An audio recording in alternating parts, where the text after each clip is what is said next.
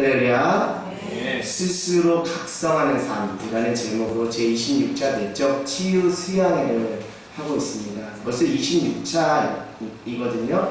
한 달에 한 번꼴로 하니까 벌써 2년이 넘게 내적 치유 수양회를 하나님의 은혜로 인도하고 있습니다. 사랑하는 여러분, 오늘날의 시대를 어떻게 정의하시나요? 혹자들 이렇게 정의를 하더라고요. 피로사회다. 사람들 보면 다 피로에 쳐들어 있기 때문에 피로사회다. 너무 이렇게 빨리빨리 하다 보니까 과속사회다. 또 막 사람들이 화가 나 있어요. 얼굴 보면 얼굴이 막 굳어 있어요. 그래서 분노사회다라고 이렇게 표현하기도 합니다. 여러분, 오늘날의 세상을 어떻게 정의할 수 있을까요? 저는 오늘 이 말씀을 준비하면서 나름 우리가 사는 이 세상이 이렇지 않나라고 여러분에게 정의를 내려볼까 합니다. 여러분, 우리가 차를 타고 그냥 직진으로 계속 달릴 수 있나요? 도로에서 잠깐 뭐 할 때가 있죠? 스톱해야 될 때. 그리고 그 무엇 때문에? 신호체계 때문에 스톱합니다. 그래서 신호체계가 초록불로 바뀌면 우리가 그 신호등을 뭐하죠? 통과하는 거죠. 그리고 우리가 고속도로를 달릴 때 들어가고 나갈 때 항상 무엇을 통과하죠? 톨게이트를 또 통과하죠.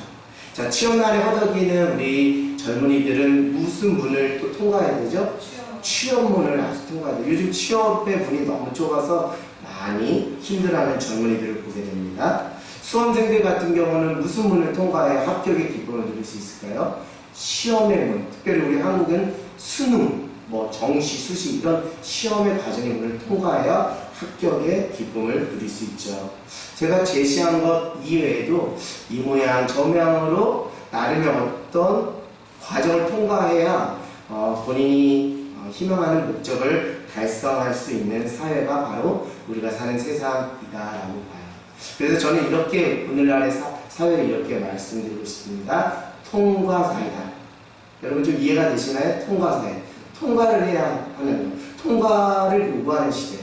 그 통과를 하기 위해서 몸부림치는 시대 가운데 우리가 살고 있다고 해도 과언이 아니죠. 그런데 여러분, 신앙의 측면에서 보면 우리의 구원도 무엇과 관련이 있다는 거죠? 통과. 이 통과와 관련이 있다는 거죠. 바로 무슨 문을 통과해야 되는 거죠? 오늘 말씀의 맥락을 보면 구원의 문. 특별히 오늘 말씀의 표현들은 좁은 문, 생명으로 인도하는 문을 통과해야 우리에게 무엇이 주어지는 것? 영생, 하나님의 나라, 천국이 임하는 것이죠. 여러분, 구원의 과정을 어떤 이스라엘의 그 역사를 비추어서 그 통과를 설명해 보도록 하겠습니다. 애굽에서 노예 생활하던 그 백성들이 어떻게 했죠? 애굽을 통과한 거죠. 애굽을 출애굽하면서 통과한 거죠. 근데 거기서 끝난 것이 아니라 그 앞에 무엇이 딱 가로막고 있었죠? 홍해가 있어서 홍해를 넘는 통과. 또 무엇을 지나갔죠? 광야를 지나가는 통과. 또 요단강을 건너가는 통과. 결국 드디어 하나님의 약속의 땅 가나안 땅에 입성하는 거죠. 결국 우리의 신앙의 여정, 구원의 과정이 우리의 영원한 천국 본향을 향해서 걸어가는 수많은 과정의 통과 가운데 있다고 해도 과언이 아니겠죠. 사랑하는 여러분 지금 통과하고 있습니까? 신앙의 맥락에서 여러분에게 다시 묻습니다. 사랑하는 여러분 지금 통과하고 계시나요?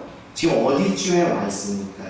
우리가 신앙생활 하다 보면 각자 통과해야 할 것, 넘어서야 할 것들이 많이 있다는 것을 인정하지 않을 수 없는 것이죠. 어떤 이들은 과거의 상처에 묶여 있어요. 그래서 그 상처를 뛰어넘고 통과해야만 합니다. 어떤 이는 관계의 두려움에 사로잡혀 있어요. 하나님께서 그것을 통과하기를 원하시고 넘어서기를 원하세요. 어떤 이는 미움과 증오의 터널에서 여전히 갇혀 있어요. 그 과정을 하나님은 통과하기를 원하세요. 어떤 이는 육신의 연약함 가운데 있습니다. 그 과정을 오늘 하나님께서 통과하여 그 구원의 은혜를 경험하기를 간절히 원하신다는 것이죠. 사랑하는 여러분, 그런데 놀라운 것을 지금부터 말씀드릴까 합니다. 놀라운 것은 그때마다 우리의 힘으로 통과한 것이 아니라 하나님의 사랑과 은혜의 힘으로 통과했다는 거예요. 저는 이걸 말씀드리고 싶은 거예요. 출애굽하는 이스라엘 백성들을 보더라도 오직 6월절 어린 양 대신 누구의 피로? 예수님의 피로 죽음에서 생명으로 넘어가는 은혜를 허락해 주신 거죠. 아멘. 패스 오버. 그 문설주의 그 어린 양의 피를 발린 그곳은 그 죽음을 넘어서는 그런 은혜를 주시는 거죠. 결국 매 순간 십자가의 고열과 십자가의 은혜로 넘어서게 하는 은혜, 통과하는 은혜를 허락해 주신 것이죠. 네. 결국 모든 과정을 통과하고 지금 내가 여기 서 있는 모든 것을 볼 때마다 이렇게 고백하지 않을 수 없는 것이죠. 나의 나아된 것은 다 하나님의 은혜입니다 라고 그렇게 고백할 수 없어요. 저도 부족하지만 하나님께서 목회자를 부르셔서 목회 훈련의 과정을 통과하고 있습니다. 전도사 시절을 또 지나 광도사 시절을 지나 목사의 과정을 통과해서 제가 목사 안수를 받을 때 그저 저는 나의 나아된 것은 하나님의 은혜입니다 라고 밖에 고백할 수 없었어요. 저의 능력, 저의 자격 아닙니다. 오직 그 과정을 통과하게 하신, 넘어가게 하신 하나님의 은혜만을 자랑할 수밖에 없어요. 사랑하는 여러분, 이제 2주 후면 하늘땅 교회도 새로운 목사님이 세워집니다. 한 주간 갈매산 기도원에 들어가서 하나님께 기도하였습니다. 김가람 강도사님이 지금까지 걸은 수많은 과정 속에서 하나님의 은혜를 깨닫고 지금 여기에 서 있는 것이죠. 그 은혜를 누구보다 더 깊이 깨달았기 때문에 죽기를 각오하고 목사 안수를 받는 것입니다. 여러분이 함께 우리 강도사님을 위해서 간절히 중보해 주기를 바라요. 목사 안수 과정을 통해 더 크신 하나님의 은혜를 더 깊이 누리고 경험하는 시간이 될 수 있도록 기도해 주시기 바랍니다. 우리 한번 김가람 강도사님을 위해서 뜨거운 격려의 박수 한번 쳐줄까요? 자, 우리 오늘 말씀 본문으로 한번 가보도록 하겠습니다. 말씀은 두 구절밖에 나오지 않지만 이 말씀에 깊이가 있습니다. 여러분, 오늘 이 13절, 14절의 말씀에 두 문이 나오는 것은 나오고 있습니다. 첫 번째 문은 어떤 문이라고 표현되어 있죠? 좁은 문이라고 표현되어 있고, 두 번째 문은 어떤 문이게? 넓은 문이죠. 근데 여러분, 좁은 문인데 이 좁은 문은 무슨 문이라고 말하고 있죠? 어디로 인도하는 문? 생명으로, 구원으로, 영생으로 인도하는 문이고, 넓지만 그 문은 무엇으로 인도하는 문이라고 표현하고 있죠? 멸망으로 인도하는 문이다 하고 있어요. 그러면서 13절에 어디로 들어가기로 힘쓰라? 좁은 문으로 들어가기로 힘쓰라. 왜? 그것이 영생, 생명으로 인도하는 문이기 때문에. 여러분, 이 말의 의미가 조금 앞뒤가 안 맞지 않아요? 좀 잘 깊이 한번 이 말씀을 한번 천천히 뜯어보기를 원합니다. 그런데 왜 생명으로 인도하는 문임에도 불구하고 좁은 문이라고 표현을 했을까요? 생명으로 인도하는 문이면 기왕이면 넓어서 많은 사람들이 들어와서 다 구원받았으면 좋겠는데 생명으로 인도하는 문이 좁은 문이다라고 표현을 하고 있어요. 우리 14절 한번 읽어볼까요? 시작. 생명으로 인도하는 문은 좁고 길이 협착하여 찾는 자가 적습니다. 14절 끝에 좁고 길이 협착하여 찾는 자가 적어서 좁은 문이라고 표현하고 있어요. 여러분, 멸망으로 인도하는 문은 좁아야 들 들어가지 않아요. 근데 왜 이렇게 넓다라고 이렇게 표현하고 있을까요? 그 13절 한번 읽어보겠습니다. 시작. 좁은 문으로 들어가라. 멸망으로 인도하는 문은 크고 그 길이 넓어 그리로 들어가는 자가 많고. 그것의 13절 표현처럼 문이 크고 그 길이가 넓어 그리로 들어가는 사람이 많아서 넓은 문이라고 표현을 하고 있는 것이죠. 자, 이제부터 조금 깊이 있게 질문을 던져보도록 하겠습니다. 하나님께서 독생자 예수 그리스도를 통해서 우리에게 허락하신 구원의 문, 생명의 문은 정말 좁은 문일까요?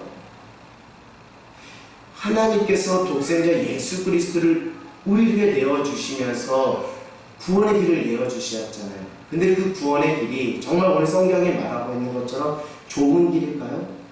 이것에 대해서 여러분들에게 질문을 던지는 것입니다.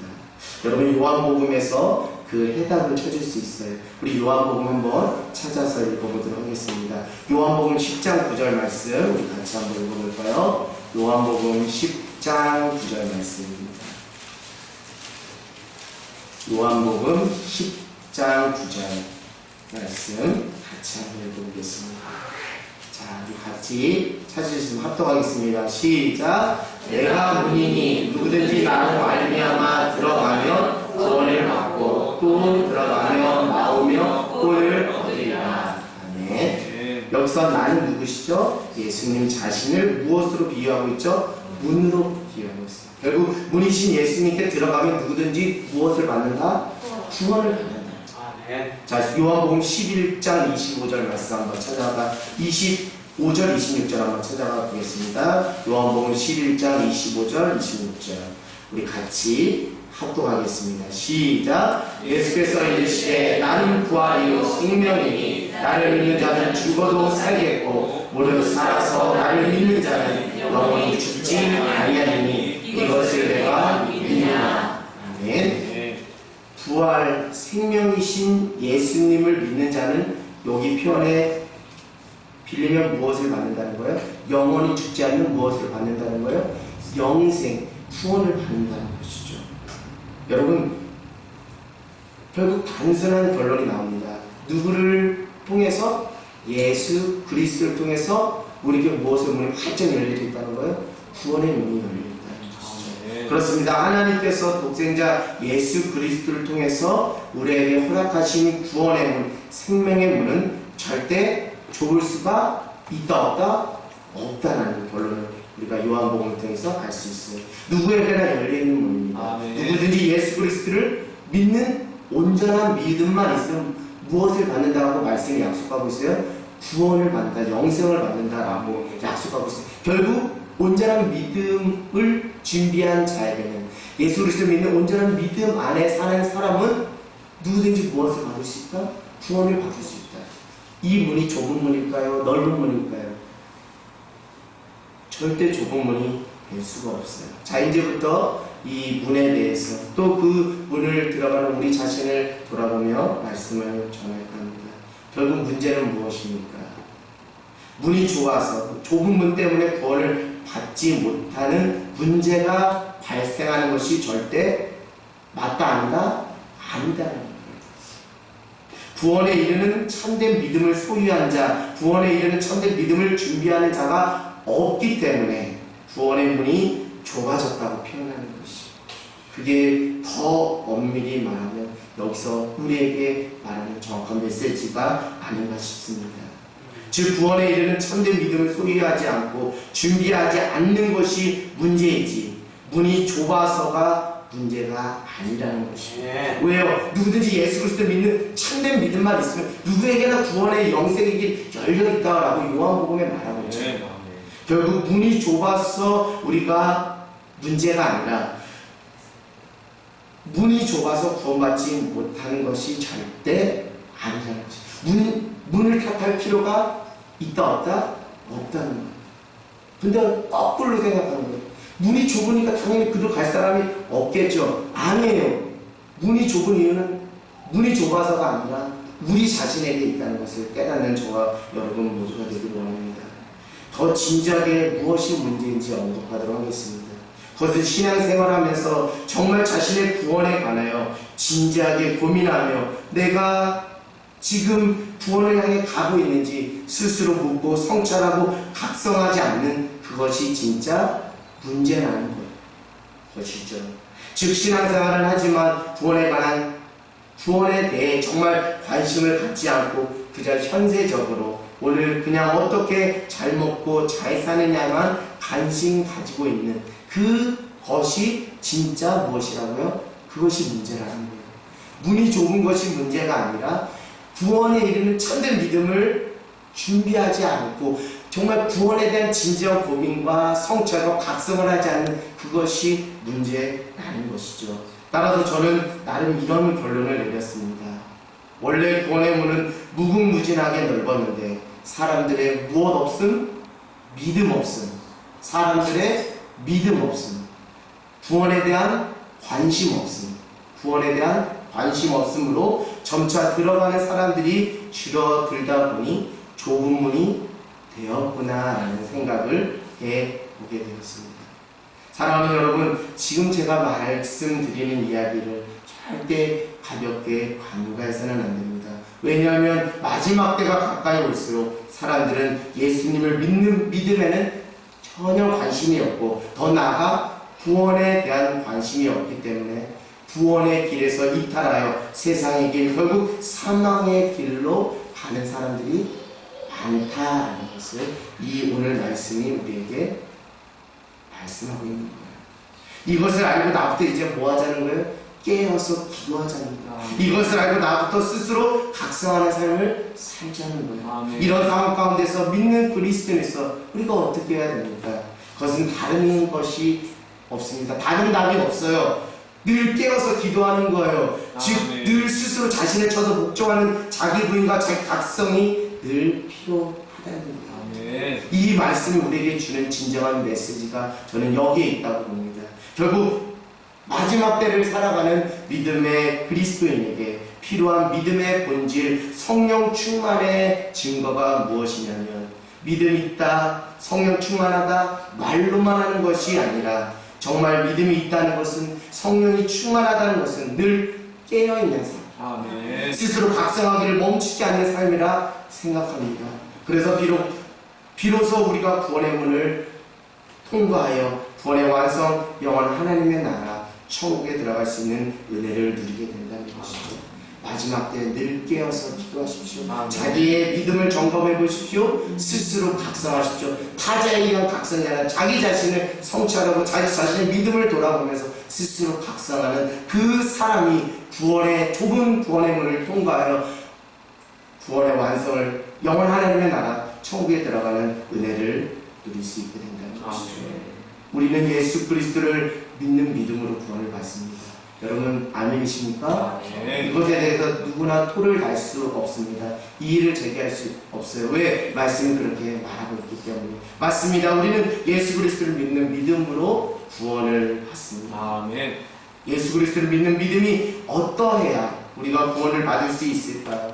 다시 말씀드리면 예수 그리스도를 믿는 믿음은 어떤 과정을 통과해야 우리에게 구원의 은혜를 허락하여 줄까요?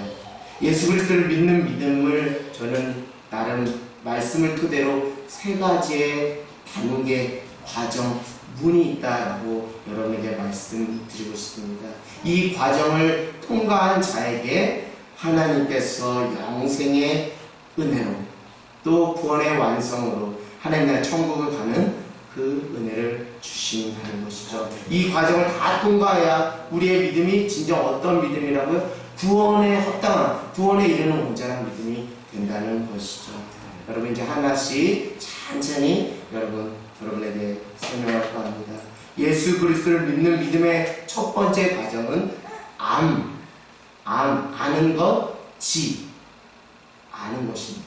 그것은 믿음 안에서 예수 그리스도가 누구인지를 아는 바른 성경적 지식이 필요하다는 것이죠. 그래서 새신자들이 오면 그냥 교회가 방치하는 것이 아니라 무엇을 하죠? 새 교우 사랑 나눔 모임을 통해서 예수님이 어떤 분이신가를 그들에게 알려주는 것이죠.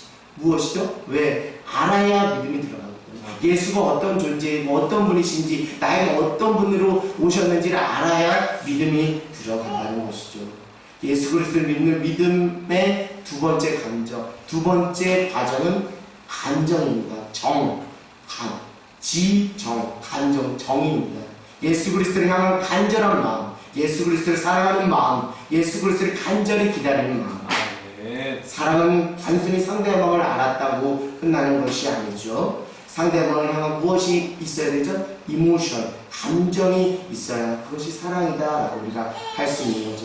그 이모션이 빠지면 사람이 아니라 그저 로봇이라고 해도 과언이 이와 마찬가지로 예수님을 단순히 아는 믿음이 아니라 예수님을 향한 감정적인 사랑의 마음이 있어야 믿음이 한층 어떻게 된다고요?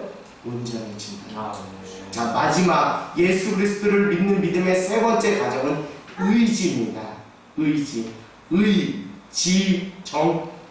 의지입니다. 예수 그리스도께 자신의 의지를 전적으로 무엇하는 거죠? 양보하는 거예요. 내 의지로 사는 것이 아니라 하나님의 의지에 내가 이끌림 바 될 수 있도록 하나님께 예수 그리스도께 나의 의지를 양보하는 것이죠. 예수 그리스도께서 내 삶의 주인이 되시도록 자리를 양보하는 것입니다. 예수 그리스도를 닮아가는 몸부림이 있는 것이죠. 예수님 앞에서 자기 자신을 쳐서 복종하고 자기를 부인하는 것입니다. 결국 나는 죽고 누구로 사는 인생을 살기로 결단하는 것이죠. 예수로 살기로 결단하는 것이죠. 우리 갈라디아서 2장 20절 말씀 우리 찾아가 같이 읽어보도록 하겠습니다. 갈라디아서 2장 20절 우리 같이 한번 읽어보겠습니다. 신약 갈라디아서 2장 20절 말씀 같이 한번 읽겠습니다.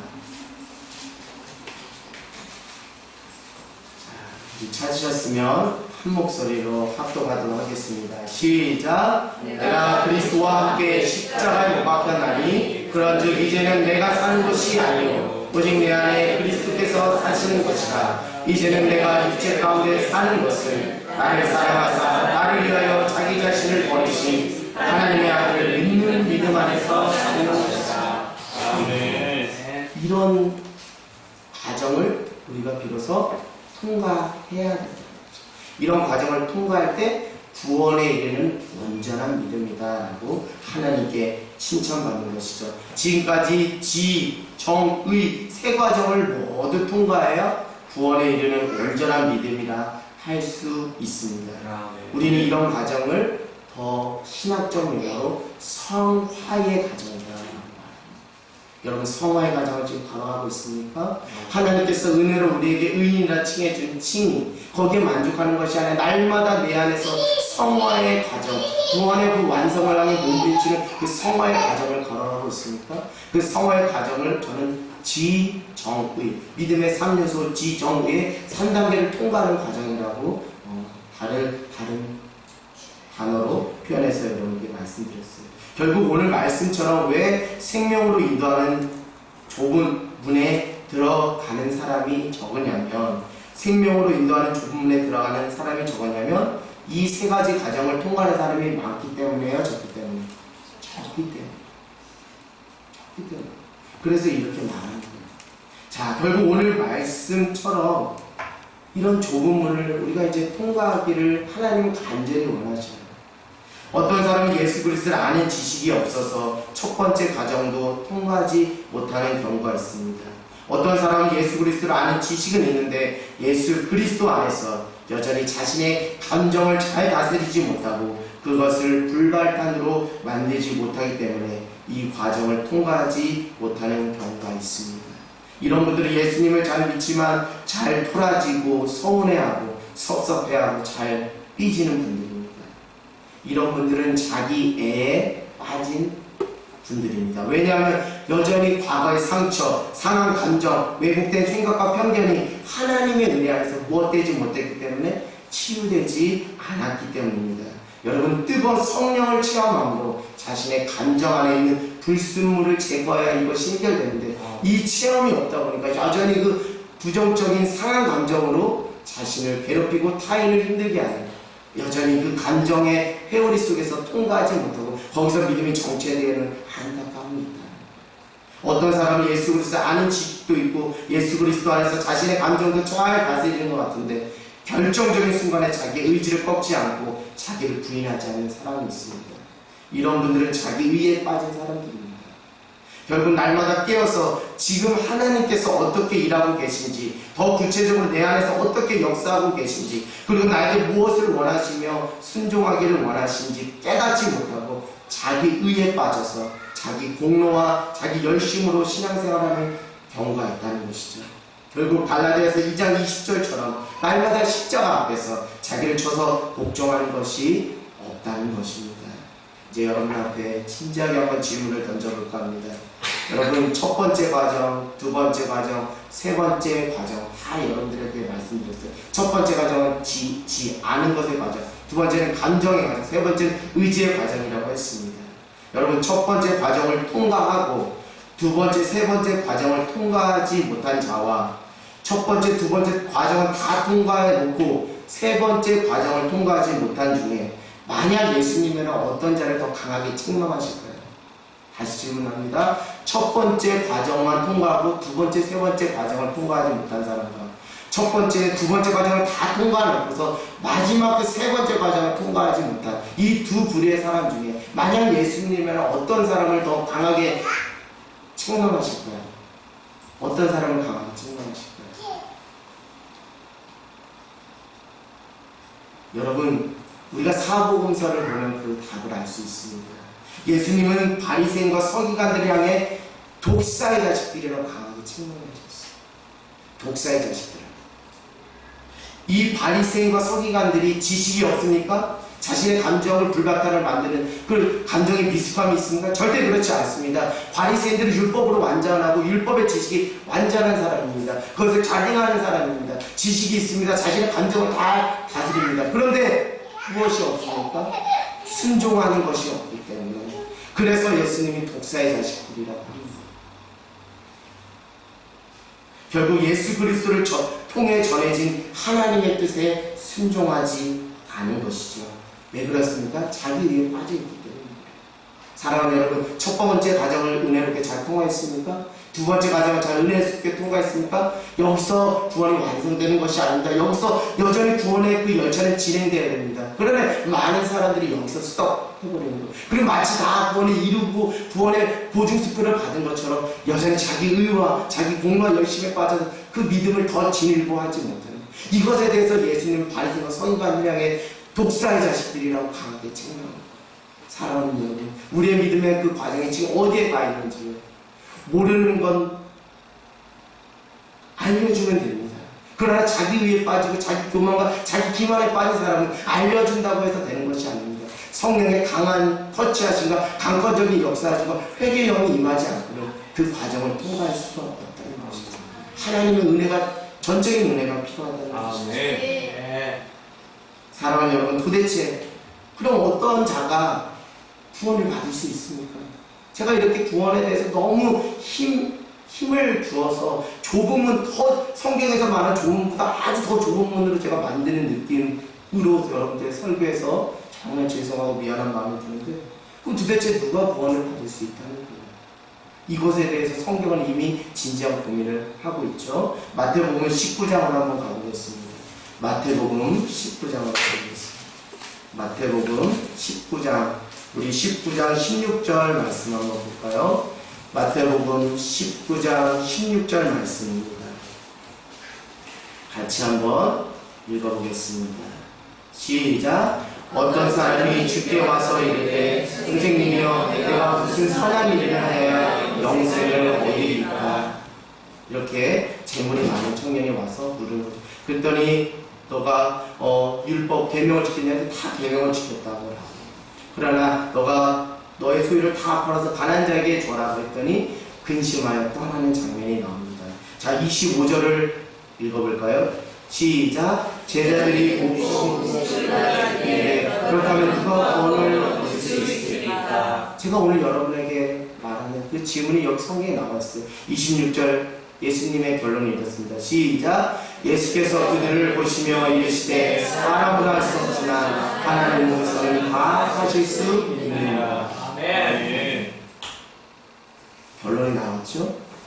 사랑하는 여러분, 결국 인간의 구원은 하나님이 하시는 것이죠. 아멘. 하나님의 손 안에 있는 것이죠. 아멘. 하나님의 주권 안에 있는 것이죠. 아멘.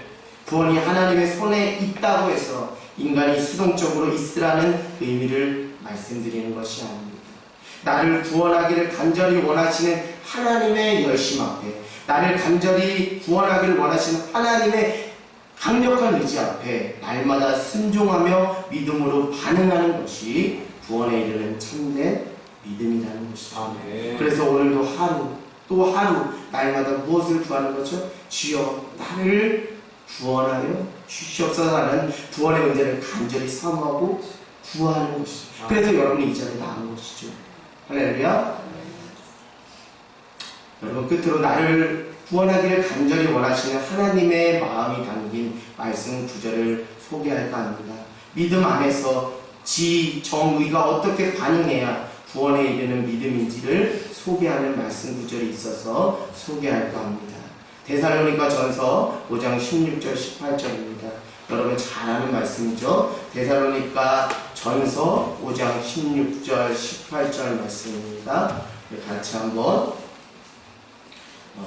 교독하도록 하겠습니다. 데살로니가 전서 5장 16절 18절.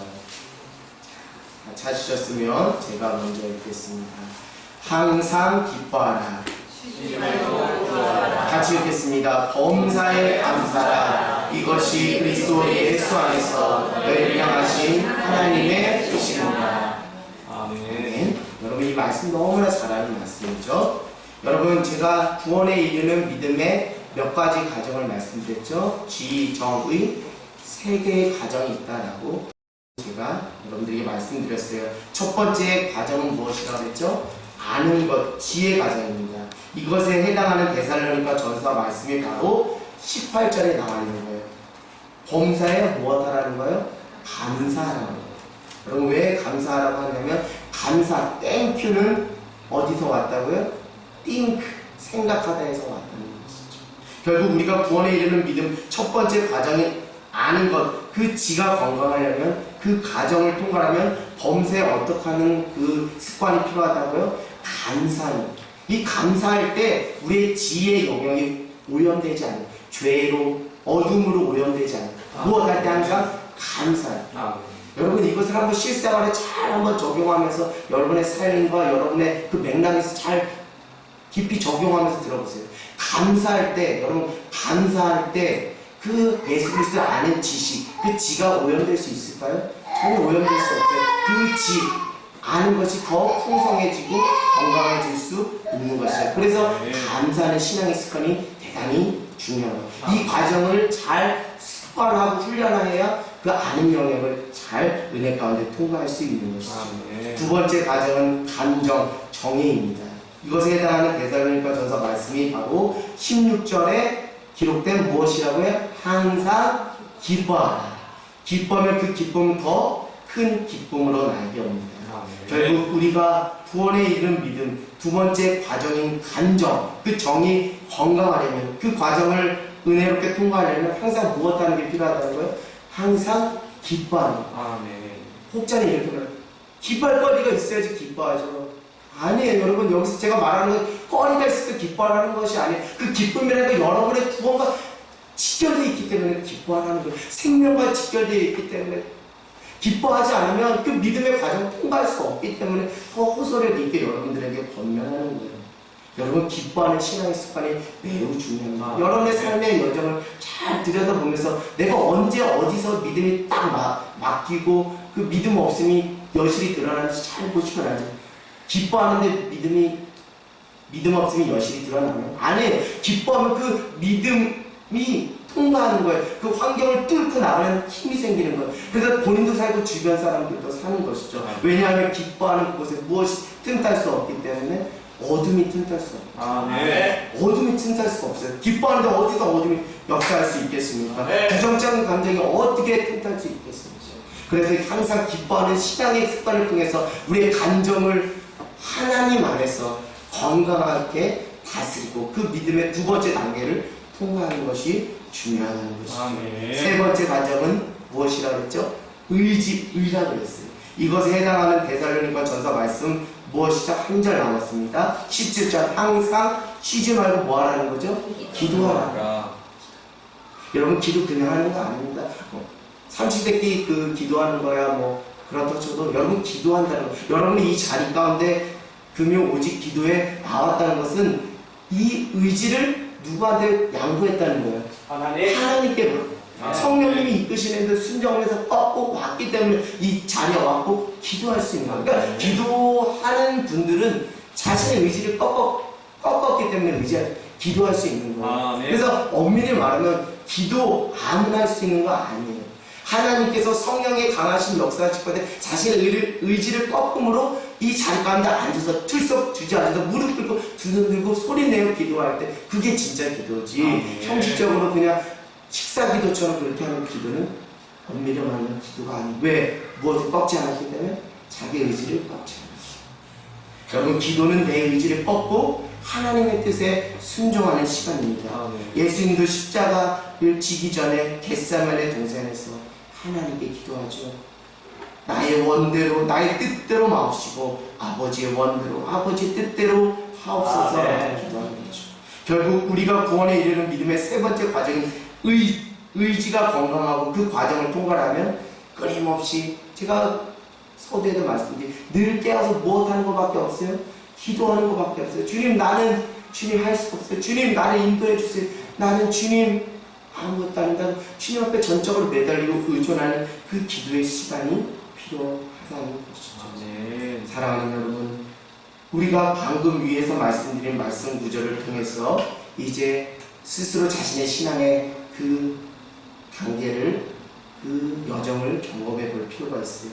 지금 나는 어떤 과정의 믿음에 처해 있는지, 나는 구원에 이른 믿음을 향해 지금 가고 있는지, 아니면 퇴보되고 있는지, 아니면 정체되고 있는지 자신의 믿음을 점검해 보라는 것이죠. 스스로에게 물어보라는 것이죠. 내가 지금 어느 과정에 막혀서 그 믿음이 더 나가지 못하는지, 내가 어떤 과정에서 영적 돌파가 일어나야 되는지를 여러분 스스로 점검하기 바랍니다. 주님, 내가 감정을 여전히 불발탄으로 만들지 못하고 있어요. 여전히 상한 감정이 나를 괴롭히고 주변 타인을 괴롭히고 있어요. 그래서 더 구원에 이른 믿음을 나가지 못하고 있어요. 그럼 오늘 감정에 떼쓰고 매달려 기도합시다. 주여, 이거를 불발탄으로 만들어 주십시오. 내 힘으로 안 돼. 하나님의 전적인 구원의 의지와 그 은혜와 성령의 강건 역사하심으로 말미암아 가능한 것입니다. 나는 할 수 없습니다. 주님 도와주세요라고 매달리는 거예요. 기도하는 것이죠. 결국 답은 다른 데 있지 않습니다. 늘 깨어서 스스로 각성하는 것밖에 답이 없어요. 여러분, 원래 각성이라는 단어는 심리학 용어이기 때문에 어떤 이가 오해할 수 있어요. 저는 심리학적인 인간론적인 차원에서 각성을 말하는 것은 우리 스스로 구원에 이르는 각성을 할 수 있다 없다? 없어요. 심리학적 용어처럼 그냥 각성한다고 해서 우리의 구원이 보장되는 아니라는 거예요. 이 구원은 누구에게 달려있는 거거든요? 하나님께. 사람을 할 수 없을 때 하나님을 하신다고 말하고 있거든요. 결국 이것은 인간의 힘으로 할 수 없습니다. 무엇을 구하는 거예요? 하나님의 전적인 은혜를 구하는 거예요. 성령의 도우심을 구하면서 오늘 이 밤에 간절히 기도해요. 주님, 내 믿음이 더 잘할 수 있도록 내 안에 지금 막혀있는 그 믿음의 과정이 뚫어질 수 있도록 영적 돌파가 일어날 수 있도록 주여 도와주시옵소서. 나를 구원하기를 원하시는 하나님의 강한 의지가 나를 손을 잡고 나를 구원의 길로 갈 수 있도록 나를 인도하여 주시옵소서. 간절히 기도하는 것이죠. 사랑하는 여러분, 오늘 우리가 함께 나눈 이 말씀 늘 잊지 않고 깨어서 기도하며 기억하며 빌립보서 2장 12절의 말씀처럼 두렵고 떨림으로 구원을 이루어가는 저와 여러분 모두가 되기를 주님의 이름으로 간절히 기도합니다.